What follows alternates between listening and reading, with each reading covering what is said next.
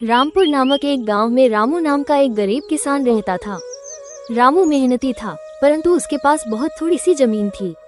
उस जमीन से जितनी फसल होती वो उसके परिवार का पेट भरने के लिए भी मुश्किल से ही पूरी पड़ती थी।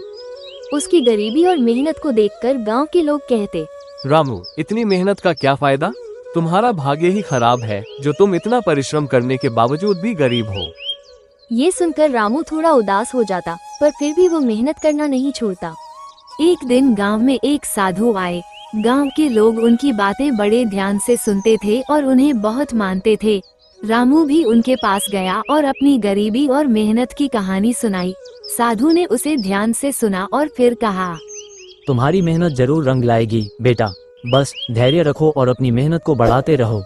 कभी कभी हमारी मेहनत के फल का समय आना थोड़ा देर से होता है, परंतु मेहनत का फल निश्चित रूप से मिलता है।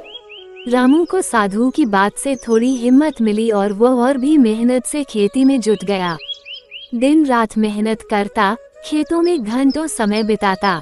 समय बीतता गया, लेकिन रामू की स्थिति में कोई खास बदलाव नहीं आया। फिर भी रामू ने अपने परिश्रम को कभी कम नहीं होने दिया। एक दिन जब रामू अपने खेत में हल चला रहा था, तभी अचानक हल किसी कठोर चीज से टकराया।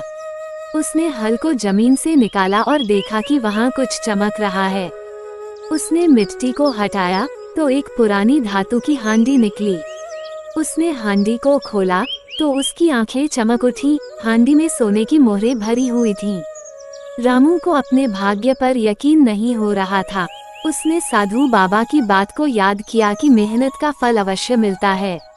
रामू ने उन सोने की मोहरों से थोड़ी जमीन और खरीदी और बेहतर बीज और साधन जुटाए। अब उसकी फसल बहुत अच्छी होने लगी और कुछ ही सालों में वह एक समृद्ध किसान बन गया। उसकी मेहनत और भाग्य ने मिलकर उसका जीवन बदल दिया।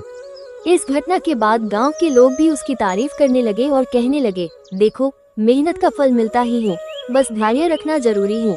रामू ने अपनी मेहनत और धैर्य से सिद्ध कर दिया कि सच्ची लगन और परिश्रम से किस्मत भी हमारे साथ चलने लगती है।